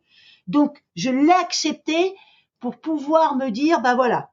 Donc merci aux familles, merci aux familles, merci aux équipes soignantes aussi. Et je voudrais revenir sur quelque chose au niveau du pôle hôpital. Donc, je t'ai raconté qu'on était en lien avec 150 services pédiatriques, mais aussi, donc, on sillonne la France, hein, on divise la France en deux grâce à nos 2 chargés des relations avec les hôpitaux, qui y vont en moyenne, soit alors par visio ou qui se déplacent pour raconter les histoires des rêves des enfants qui se sont réalisés. 2, on finance aussi des projets dans les hôpitaux pour améliorer les conditions d'hospitalisation des enfants. Ça peut être une conteuse, hein, un projet ou des fresques sur les murs de l'hôpital dans le service pédiatrique pour que ça soit plus gai. Et puis surtout, notre médecin et les médecins bénévoles, ils sont 4 en tout. Quand il y a à remettre un rêve en place, il faut que à nouveau, on repart à zéro. Où il en est, comment il se porte, est-ce qu'il a des traitements, donc il y a un travail énorme de complicité avec les équipes soignantes et nos 150 services avec qui nous sommes en relation. Voilà. Ouais, parce que vous avez vraiment besoin de vous adapter, en effet, pour réaliser les rêves, savoir quels sont ce à quoi il faut faire attention pour les enfants. Oui. Par contre, tu me parlais de la Légion d'honneur, mais Ouais. pour moi, la reconnaissance de Petit Prince, c'est il y a 6 ans, on m'a contacté pour que le prix Galien. Alors, c'est quelque chose qui est connu dans le milieu médical, le prix Galien. C'est les prix Nobel du médicament, de la médecine et tout. Pas connu au niveau du grand public, mais dans le monde médical qui est connu. Ce sont 2 pharmaciens en 1967 qui se sont dit, mais il faut un prix pour la reconnaissance de ce qui se fait au niveau des médicaments. Puis par la suite, ça a été au niveau technicité, au-delà des traitements d'appareils médicaux.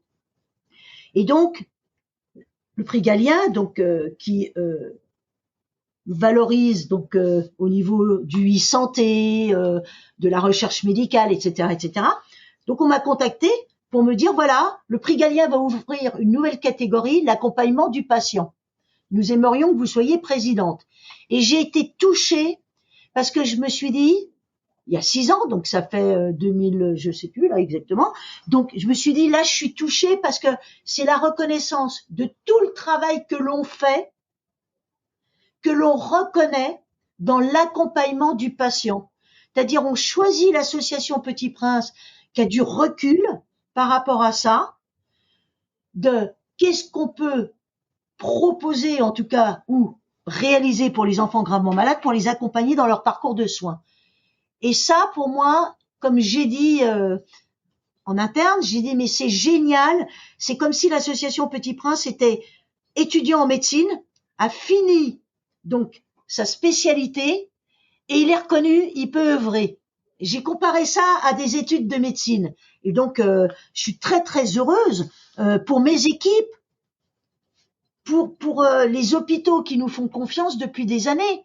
C'est une reconnaissance magique. Ouais.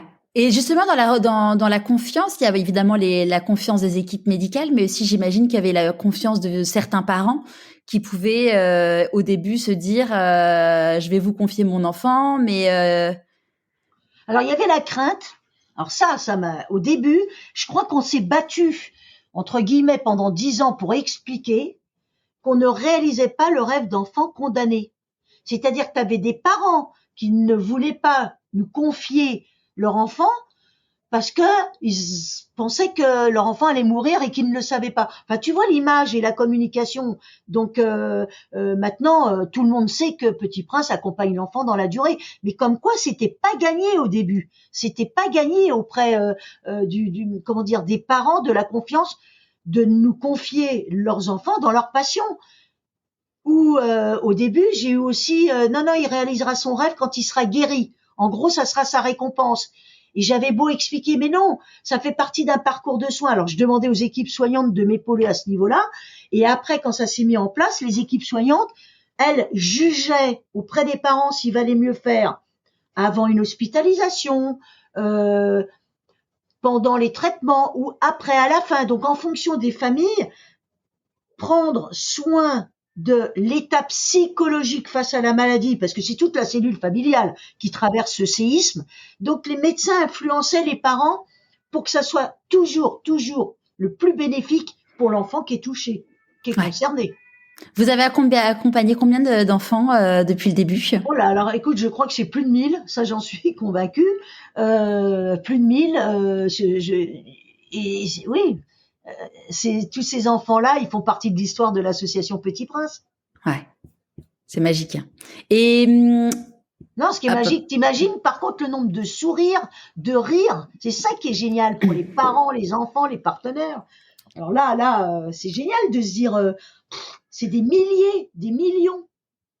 Déjà, entendre un enfant rire de plein cœur quand un enfant est en bonne santé, c'est déjà un moment magique, mais alors encore plus quand c'est des enfants malades. Tu sais, justement, j'ai une petite histoire qui est extraordinaire. J'ai toujours en tête, quand j'y pense, j'ai les larmes aux yeux. J'étais justement à l'hôpital Robert Debré où j'étais toujours préparée à rentrer dans une chambre sur la cellule familiale, voilà la maladie qu'a l'enfant, donc toujours pour me préparer, me préserver, et puis préserver la famille que j'allais rencontrer. Ce jour-là, il n'y avait pas l'assistance sociale. Quand je suis allée à l'hôpital, il y a une infirmière qui me dit, écoute, il est pas là, Marc. Par contre, Demi, est-ce que tu peux aller dans la chambre 18 ? On a accueilli hier soir un petit garçon. Je pense que ça lui fera du bien que tu lui parles de l'assaut. Donc, je vais à la chambre 18, je frappe, j'ouvre, je referme. Et je vois, j'avais les larmes aux yeux. Je me revois tourner la tête à droite en disant, faut que j'y aille, faut que j'y aille. Je rentre et je rentre. Donc, pourquoi j'avais fermé la porte ? Il y avait un petit bonhomme d'une 8 ans qui avait un halo métallique autour du cerveau avec des vis qui rentraient au niveau des tempes. Donc, il avait un problème au niveau des cervicales. Et dans le fauteuil, il y avait une maman qui avait à peu près le même âge que moi. Et donc, je vois cet enfant, qui ne me sourit absolument pas. Je me dis, oula, je vais pas rester longtemps. Je lui dis, écoute, voilà, excuse-moi de te déranger, je viens te voir parce que on vient de me dire là dans le couloir que t'aimes bien la musique. Et sa maman gentiment, ah, c'est vous, Petit Prince, on m'a dit que vous alliez passer hier soir. Bon. Donc, Eric, il s'appelait Eric. Et il répond pas. Je lui dis, mais t'as un rêve, qu'est-ce que tu voudrais ? Et donc, il balbutie, j'aimerais bien enregistrer un CD, à l'époque, dans un studio, parce que je joue du piano, du classique, et je voudrais offrir ce CD à ma famille et aux gens qui sont à mes côtés. Il sourit toujours pas. La maman me dit, oui, ça c'est vraiment son rêve. Alors, je sais pas si t'imagines, c'était en 91, avoir un studio d'enregistrement pour un CD, autant aujourd'hui c'est facile, mais à l'époque c'était, bon, je lui dis, écoute, je reviendrai, Eric, je te promets, on va essayer de faire tout notre possible. À bientôt, je repasse samedi, je lui dis. Et un sourire de l'enfant. Je m'en vais complètement, mais chamboulée dans le couloir, en me disant, mais qu'est-ce que je viens de voir ? C'était la première fois que je voyais un enfant avec un halo métallique comme ça, qui Robocop, quoi. En fait, tu te dis, mais c'est pas possible. Et je vais pour partir et j'entends demi. La maman court après moi, elle me retourne. Et elle me dit, mais merci. Alors, ils habitaient Toulouse. Elle me dit, mais merci. Ça faisait 3 mois que je n'avais pas vu mon fils sourire. Je la prends dans mes bras, je lui dis, je reviens samedi, tu seras là? Elle me dit, non, je retourne à Toulouse chercher des vêtements et puis il faut que je voie mes autres enfants. Je prends l'ascenseur, la larme à l'œil, évidemment, en me disant, mais je sais pas si je vais avoir l'énergie de continuer. Je ne sais pas si je vais avoir l'énergie, c'est pas possible. Et puis j'avais ce sentiment d'avoir volé à la maman un sourire qu'elle n'avait pas depuis 3 mois. Tu imagines une maman qui te dit, mais oh merci parce que ça faisait 3 mois que j'avais pas vu mon fils sourire. En fait, t'as l'impression d'usurper quelque chose. Et donc le soir, je me dis, mais quel courage! Et je me dis, je sais pas si je vais continuer. Et donc, impossible de dormir, j'avais l'image de cet enfant. Et heureusement, j'ai eu une lueur de pédagogue en me disant, mais attends, arrête de voir un enfant malade qui rêve, vois plutôt comme en club un enfant qui rêve qui est malade. Et simplement en inversant les deux noms, j'avais une approche qui a chamboulé, le contexte. Et j'étais plus dans la jovialité, dans la complicité que la maladie, quoi. La maladie avec l'horreur que ça peut impliquer dans les effets secondaires ou le handicap, quoi. Ouais. Et est-ce que vous avez pu réaliser son rêve? Alors, grande leçon. Il est décédé avant, mais j'ai appris une grande leçon, c'est que la maladie a été beaucoup plus vite que ce que pensaient les médecins. Et donc, j'étais pareil dans une culpabilité en train de me dire, mais c'est moi, j'ai pas été assez vite et tout. Et tu te rends compte que c'est la maman qui m'a dit, Demi, merci de l'avoir fait rêver, parce qu'il a rêvé jusqu'au bout. Il a eu confiance dans l'association que vous alliez le faire. C'était une question de temps. Et sache qu'il est décédé avec l'image qu'il enregistrait son CD pour nous tous. Et elle me dit ça pour me consoler. Donc, des histoires comme ça, j'en ai des centaines dans mon cœur. Et c'est pour ça que je te le raconte avec émotion, parce que c'est vivant. C'est comme si c'était hier. La maman qui te console. Enfin, c'est ahurissant. Enfin, tu vois, t'inverses les rôles. Donc, j'ai pleuré après parce que je me suis autorisée à pleurer, parce que tu restes pas insensible à ce courage, à cette dignité. Donc, des leçons, elles sont inscrites. Poum, poum. Ouais, c'est de chaque histoire, t'en retires grandi et. Ah. Alors là, tu descends. Tu vois, si t'as là, moi, j'ai jamais eu aucune prétention parce que mon parcours de vie, hein, il s'est fait grâce aux autres. Quand tu pars de ça, t'as tout compris, hein. Comment tu célèbres les réussites? Alors déjà, pour nous, ce qui compte, c'est que chaque rêve, donc t'imagines, hein, on en a réalisé 8000 dans différents domaines, hein, les animaux, l'astronomie, le ski, l'aviation, enfin tout ce qui peut exister. Il faut savoir, et je m'adresse aux auditeurs également, que le rêve d'un enfant gravement malade est exactement le même qu'un enfant qui est en bonne santé, mais ça devient un rêve chez l'enfant parce qu'avec ses hospitalisations, ses traitements ou ses amputations, ça devient un rêve. Est-ce que je vais pouvoir le réaliser un jour? Et c'est là où ça prend une dimension extraordinaire. Les enfants en plus, avec ce qu'ils supportent, ils vont pas se mettre en danger, ils vont pas nous annoncer n'importe quoi, ils savent ce qu'on peut faire. Donc à partir de là, pour nous, ce qui est important, c'est que chaque rêve soit archi-professionnalisé. On n'a pas le droit à l'erreur, pas le droit à l'erreur. Nos bénévoles ont des formations en interne, donc des formations pratiquement pendant 1 mois et demi, 2 mois. Donc le bénévole, le recrutement, par exemple, 34 ans après, je fais partie du recrutement des bénévoles rêves. Je veux voir la personne en face de moi, avec évidemment donc des tutrices, des personnes qui sont là depuis un certain temps et la directrice de l'équipe rêve. Je veux voir moi la personne en tant que cofondatrice à qui je vais confier des enfants. Donc on a beaucoup d'élus, on n'a pas forcément toutes les candidates parce qu'il y a des critères d'acceptation. Parce que ces personnes-là, elles vont être seules sur le rêve après. Donc elles ont un rôle d'animation, un rôle d'organisation, un rôle d'ambassadeur, puisque quand ils partent sur un rêve, ça peut être toute la famille. Et du coup, comment vous célébrez alors? On célèbre les rêves quand déjà il est réussi. Parce que malheureusement, il arrive aussi que des enfants sur un rêve, les médecins n'aient pas prévu que le lendemain, il va avoir 42 fièvres. Donc, on a tout un protocole de sécurité qui fait que, je touche du bois, on n'a jamais eu un drame sur un rêve, puisqu'on anticipe un rêve à nouveau à mettre en place en fonction de son évolution, des traitements, hospitalisation, etc., etc. Donc, un rêve est célébré quand chaque semaine il y a les réunions rêves et que le bénévole raconte le rêve de la façon dont ça s'est passé, avec les précautions qui ont été prises, et puis la réussite. Et les photos, elles traduisent. Hein. Ouh là là, les photos, elles traduisent le bonheur d'une famille. Hein.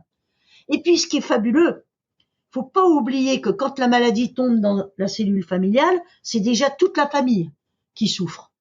Et là, l'enfant malade devient celui qui permet de vivre des instants précieux en famille et de le partager. Il n'est plus celui qui cause des soucis dans la cellule familiale, maman qui perd son emploi parce qu'il faut être au chevet de l'enfant, ou ah ben non, cet été on part pas en vacances pour la fratrie, votre frère va être encore à l'hôpital.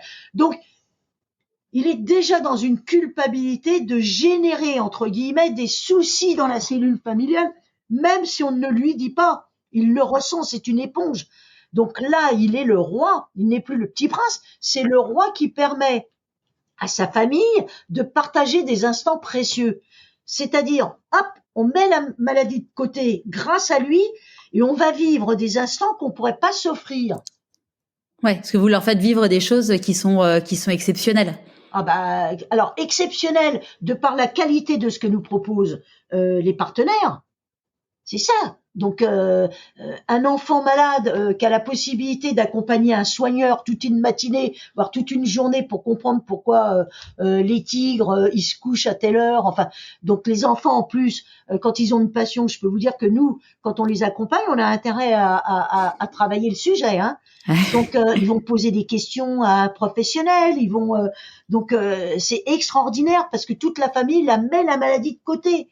Et donc, c'est lui, l'enfant malade, qui est fédérateur de super moments dont ils parleront après. Et puis, s'il va pas bien, il y a les photos qui sont là à nouveau. Ouais. À quel moment dans ta vie tu t'es dit pourquoi pas moi? Pourquoi pas moi? Ah, je me suis jamais posé, moi, pourquoi pas moi, puisque j'ai avancé à 7 ans. Moi, pourquoi pas moi? Non, je me le suis jamais posé, mais j'espère que tu comprends bien, les auditeurs aussi, que dans tout ce que je dis, j'ai aucune prétention, hein, puisque je suis devenue ce que je suis devenue, bon, grâce à ce que j'ai vécu et les gens qui ont cru en moi et qui ont cru dans le projet. Donc pourquoi pas moi? Non, je me le suis pas posé puisque j'ai dit mais je vais le faire. Tu comprends? Dans quel temps? Mais je vais le faire. Que mes parents m'encouragent ou pas, c'est pas grave, j'avance. Moi, j'avance. Et là, aujourd'hui, j'ai des équipes extraordinaires. J'ai des bénévoles et des salariés, mais j'ai la chance de superviser des équipes archi-professionnelles. Parce que chacun est à sa place, chacun a envie de donner le maximum pour les enfants et les ados. Moi, je suis plus cofondatrice que directrice générale. Quand tu as des gens compétents, bénévoles, salariés, bien sûr qu'ils échangent avec moi. Tiens, on a pensé à ça, qu'est-ce que t'en penses? Je parle surtout des salariés qui ont chacun un directeur de service et tout. Quand il y a des décisions, comme je te disais tout à l'heure, à prendre, j'échange avec mes directeurs. Mais comme ils sont compétents, donc moi c'est facile pour moi, je peux rester dans mon monde de l'enfance. Toujours. Ça, je l'entretiens par contre. Alors ça, je l'entretiens. Comment tu l'entretiens? Je l'entretiens en changeant pas. Je reste la même. Tu demandes à Mélanie, hein, et si Mélanie écoute, je l'embrasse très très fort parce que c'est une personne que j'aime énormément dans son côté entier. Et ce qui est fabuleux quand tu es pédagogue, c'est de superviser des personnalités différentes. Tu viens à l'association, tu es incapable de deviner qui est salarié, qui est bénévole. C'est une troupe, une équipe, une meute. Bon, donc Mélanie, 9 ans que je la connais, demande-lui, j'ai pas changé, je resterai la même. Pourquoi changer? On s'occupe d'enfants qui ont un courage qu'on n'a pas, de parents qui ont une dignité qu'on n'a certainement pas.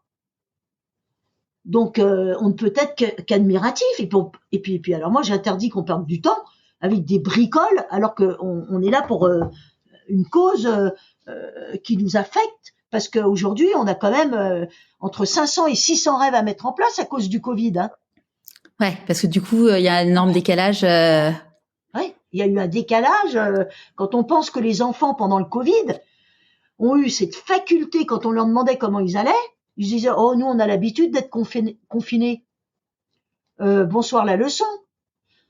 Pendant mars 2020, là, quand il y a eu cette avalanche de cauchemars dans le monde entier, les enfants, ils étaient dans leur chambre, ils n'avaient pas le droit de sortir dans les couloirs pour éviter d'attraper, en plus de ce qu'ils ont, le Covid.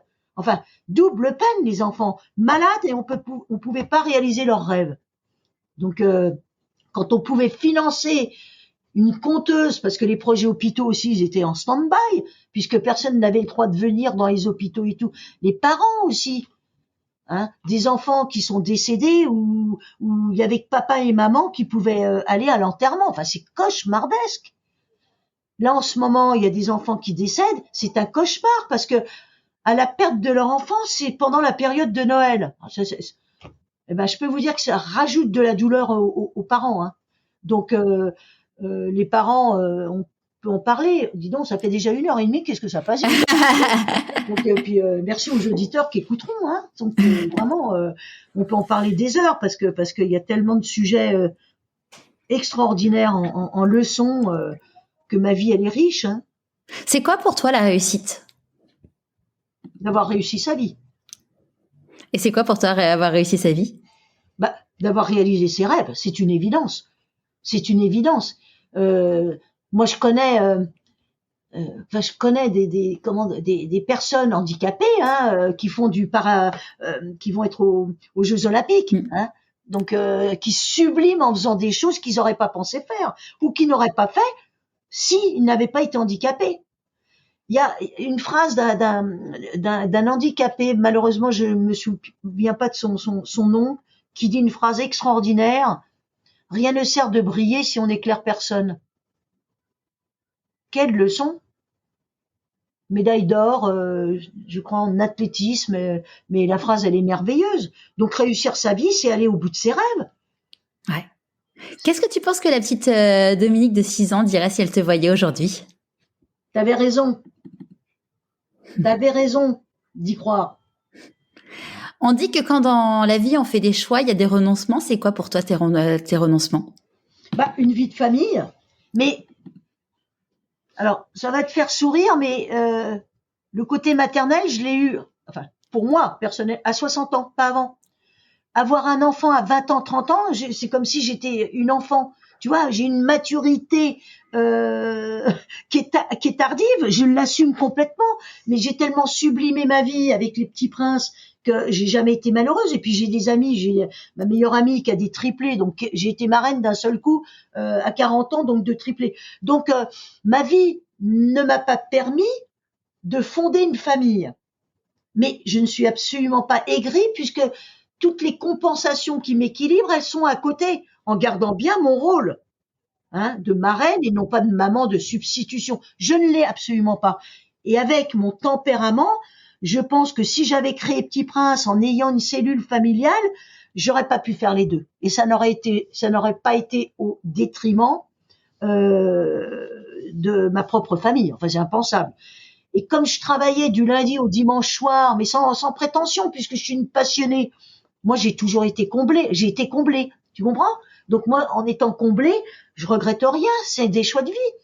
Et comme j'aurais rêvé de rencontrer un astronaute ou, je sais pas, moi, Indiana Jones. Il aurait fallu que le mari, il soit complètement enflammé pour qu'on puisse faire quelque chose en cellule familiale. Je ne l'ai pas rencontré. Ce n'est pas grave. Ce n'est pas grave parce que je suis profondément heureuse et mes choix de vie me correspondent. C'est quoi la plus grande difficulté que tu as eu à traverser dans toute ta vie? Ma plus grande, c'est quand je te disais tout à l'heure, où pendant 2-3 ans, je me suis posé la question: est-ce que je continue Petit Prince? Parce que prendre le métro, moi je prenais je prenais des tire-fesses ou des œufs, la nature qui était à côté de moi. Donc ça a été de poursuivre l'aventure à cause de cette vie à Paris que je détestais. C'est même pas le manque d'argent, c'est pas ça qui m'a, c'était, mais je faisais un grand écart entre ma vie partagée, je te dis, en Grèce au bord de l'eau, la montagne où je te dis, je ne faisais que rêver, et je construis quelque chose à Paris où je dois prendre le métro, le bus, cette agitation qui existait déjà. C'est ça qui a été le plus dur dans ma vie. Et ça, t'aurais pas pu justement, monter Petit Prince, mais en dehors de Paris? Non. Pour la raison, je l'ai cofondé avec ma belle-sœur, infirmière, qui était dans le 15e arrondissement, d'une part, et puis on s'est aperçu très vite, quoi qu'il arrive sans se poser la question, que les partenaires qu'on avait, ils sont à Paris. Au niveau des médias, c'est Paris. Enfin, toutes les grandes institutions quelque part qui pouvaient aussi nous épauler, c'est Paris. Alors que j'adore la province. Si j'avais pu, oh là là, ça c'est sûr que je serais retournée à Clermont-Ferrand, mais on n'aurait pas réussi aussi vite, je pense, alors que j'adore Clermont-Ferrand, j'adore Beaumont, c'est dans mon cœur, tout ça, c'est dans mon cœur. Et aujourd'hui, du coup, ta belle-sœur, donc vous avez cofondé l'association ensemble et vous travaillez toujours ensemble? Non, elle est partie vers d'autres aventures. Elle est partie sur des aventures qui étaient plus personnelles en ce qui la concerne, mais elle a été quand même 13 ans à nos côtés, à mes côtés, et c'est un super démarrage parce que je n'aurais peut-être pas, je le pense, créé l'association sans elle. Donc c'était un bon binôme avec nos différentes personnalités. Ouais. Est-ce que tu as eu des peurs en lançant l'association? Aucune. Ouais, non, mais aucune. Quelque chose qui va t'étonner, jamais, c'est ce que je disais, j'ai imaginé une seule fois qu'on manquerait d'argent. Mais parce que c'est pas pour moi, c'est pour les enfants. Qui peut aujourd'hui, même aujourd'hui, je vois quelqu'un dans la rue. Je lui dis voilà, maintenant il connaît Petit Prince. Je lui dis est-ce que vous avez 1 euro pour m'acheter un ticket de métro ou je sais pas quoi. S'il m'envoie promener, c'est que c'est quelqu'un quand même qui est aigri. Sinon, il va me le donner instinctivement. Si je lui montre la plaquette, moi j'ai reçu des dons extraordinaires. À l'époque, on était dans les francs. Moi, je me rappelle un jour, j'ouvrais le courrier, donc d'une enveloppe que j'ouvre avec un timbre le moins cher possible, où il y avait un ticket de métro avec un petit morceau de papier. Et le monsieur me met, écoutez, voilà mon numéro de téléphone. Je ne peux vous offrir qu'un ticket de métro parce que je suis au chômage. Je peux pas faire plus. Ah, mais j'ai pris mon téléphone et je lui dis, mais vous avez pas compris, grâce à votre ticket de métro, moi, je vais aller voir un partenaire. Et c'est ça qui va permettre à l'association de grandir. Idem avec quelqu'un qui avait envoyé un chèque de 5 francs à l'époque. Je suis désolée, je peux pas vous donner plus. Hop, je prends mon téléphone. Parce que c'est toutes ces petites pierres à l'édifice qui me permettent de te parler aujourd'hui. Ouais. Ah, c'est clair. De quoi t'es la plus fière aujourd'hui? J'aime pas le mot fierté parce que pour moi, ça peut avoir une connotation prétentieuse. Non, je suis tellement heureuse d'avoir des équipes comme j'aurais rêvé que ça, c'est pas forcément facile d'avoir ton équipe salariée. Ah, c'est sûr. Et ça, je suis super heureuse de l'équipe dont je rêvais. C'est-à-dire ambiance club où ça travaille, mais qu'est-ce que ça rigole aussi. Il y a des bénévoles, ils partent ensemble en vacances, c'est génial. Donc ça veut dire que malgré les décès des enfants, c'est des étapes à traverser. Donc si on a le temps, je pourrais te dire comment on traverse ces épreuves. Donc voilà, donc le mot fierté, c'est marrant parce que, enfin c'est marrant, très très souvent, tous ceux qui m'interviewent me disent qu'est-ce que tu dois être fier. T'as ma parole d'honneur, mais t'as ma parole d'honneur que je n'ai aucune fierté dans ce que j'ai créé parce que toutes les leçons que j'ai reçues, c'est pas dans ma nature d'être fier. C'est pas dans ma nature. C'est pas de la fausse modestie parce que bon, t'as vu, je suis spontanée, donc je réfléchis pas des fois à ce que je dis. Non, je remercie moi la vie d'avoir pu la sublimer et puis de faire quand même quelque chose de passionnant. Je n'aurais jamais pu. Non, je me vois pas faire quelque chose qui me passionne pas. Moi, je tombe malade. Donc ça t'est déjà arrivé justement de faire d'être dans un moment dans ta vie où tu faisais des choses qui te passionnaient pas et du coup de sentir que ton corps commençait à te parler? Ah mais jamais. Puisque je te dis à 7 ans, hop, je trace ma route. À 22 ans, alors 18 ans, qu'est-ce que j'étais heureuse quand je faisais mes colonies de vacances pour enseigner le ski et j'étais payée. Donc, mais j'étais heureuse, super heureuse. Est-ce qu'il y a un conseil que tu aurais aimé recevoir et que du coup tu aimerais donner aujourd'hui? Oui, alors déjà, je remercierais s'il y a des parents qui m'écoutent, merci du fond du cœur de toutes les confidences qu'ils ont pu me faire, mais des vraies confidences familiales. Euh, Jamais je les remercierai assez. Les parents, les enfants, les ados qui me confiaient certaines choses, les équipes soignantes pour qui j'ai un respect extraordinaire parce que ils y sont tous les jours pendant 12 heures et ils doivent faire face, ils doivent mettre des fois de côté l'affectif.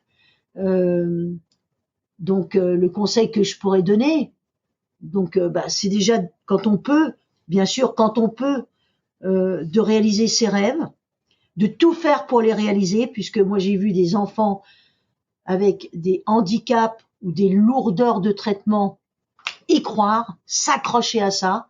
Donc c'est ça, moi c'est votre vie. Si vous vous plaisez pas quelque part, faut partir parce que c'est obligatoirement ça vous abîme. Ça vous abîme. Vous pouvez pas être équilibré ou avoir un semblant d'équilibre si on est dans un environnement, et je ne juge pas, hein, parce que c'est pas facile, hein, de quitter quelque chose où on peut pas se permettre, parce qu'il y a des facteurs que je ne maîtrise pas mais oui, si on peut réaliser ses rêves, prendre des décisions, il faut le faire quand on peut. C'est quoi le meilleur conseil qu'on t'ait donné? Alors, mais dis donc, t'aurais pu me prévenir avant. Hein. Ah, c'est la spontanéité, c'est ça qui est chouette. Répète ta question, comme ça. Le meilleur conseil qu'on t'ait donné? C'est au début, c'est Dolto, Françoise Dolto. Je voulais absolument au début qu'elle rentre dans le conseil d'administration. Parce que je me suis dit, ma belle-sœur et moi, on n'est pas connus. Donc, qui va nous faire confiance? Et j'ai dit, oulala, si on a des noms qui sont costauds, ça veut dire que ça va être crédible. Parce que je te signale, au début de Petit Prince, moi, j'avais des gens qui disaient à quoi ça sert le rêve. Faut le savoir. Donc, j'avais contacté donc le secrétariat de Françoise Dolto, qui malheureusement était gravement malade à l'époque, je ne le savais pas. Donc, son secrétariat nous a appelés en nous disant, écoutez, voilà, Françoise Dolto est gravement malade, donc elle ne pourra pas rentrer dans votre conseil d'administration, mais par contre elle vous encourage, elle trouve l'idée super, foncez, allez-y, parce que ça ne pourra apporter que du bien aux enfants. Donc voilà, et malheureusement elle est décédée 1 an après. Alors excuse-moi, j'ai une petite canne de tout. Voilà, je vais boire un peu d'eau.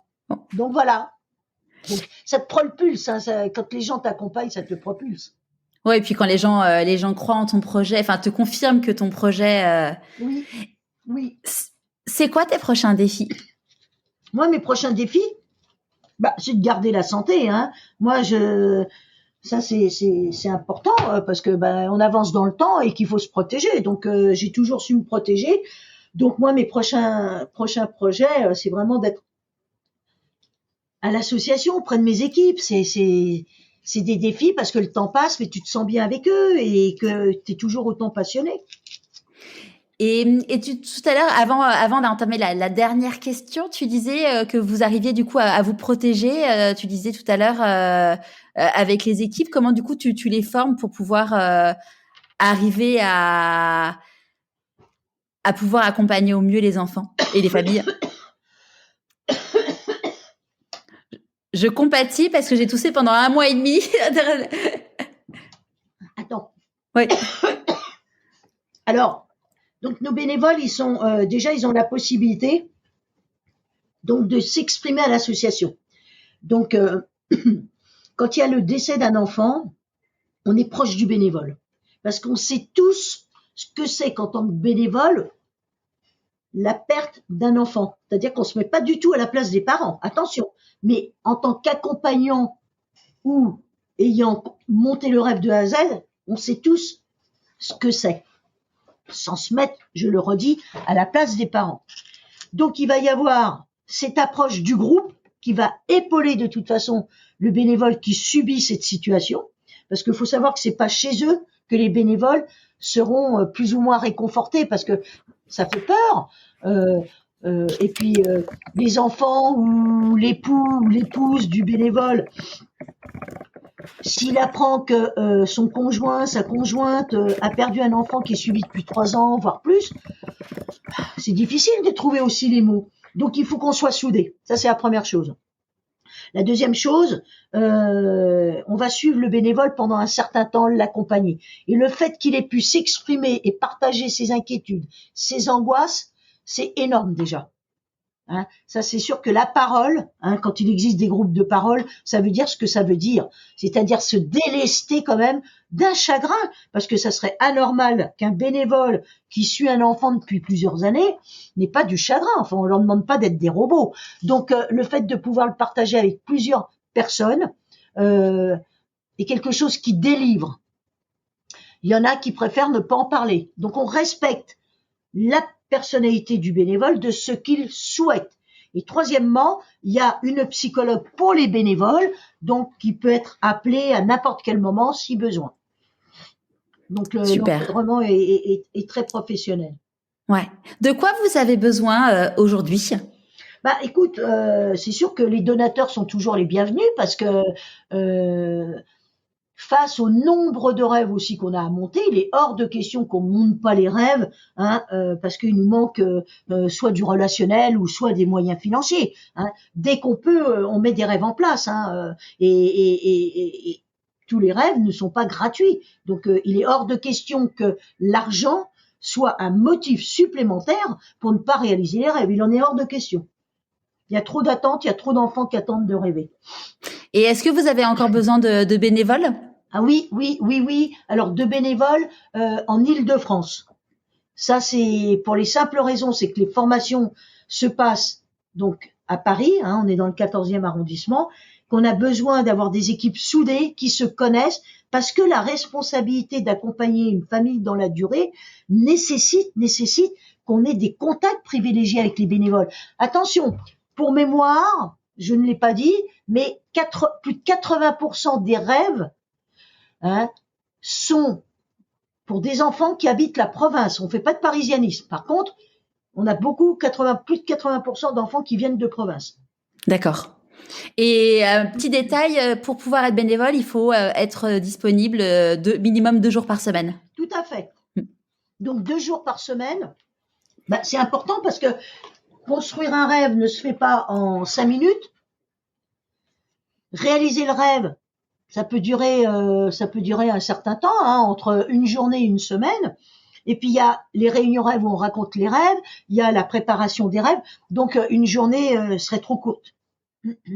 Et si on a des familles qui nous écoutent ou qui connaissent des personnes qui souhaitent vous solliciter pour soumettre un rêve, ils vont sur votre site internet ? Oui, qui voient les pathologies prises en charge. Et s'ils ont une inquiétude, on a toujours des médecins à l'association qui peut les guider. Super. La dernière question, à qui as-tu envie de dire merci et pourquoi avant qu'on se quitte ? Déjà à toi, c'est une évidence. Aux auditeurs qui ont pris la peine de m'écouter longuement. Et dire merci à toutes les personnes que j'ai citées tout à l'heure. Sans eux, je ne serais pas en face de toi. Merci beaucoup, Dominique. Écoute, je t'embrasse. J'espère moi aussi avoir l'occasion donc de te voir prochainement chez nous. Une fois que nous avions coupé l'enregistrement, Dominique m'a demandé si c'était assez clair à la fin qu'elle remerciait ses équipes. Je pense qu'il n'y avait pas d'ambiguïté, mais au cas où, je vous retransmets ces remerciements.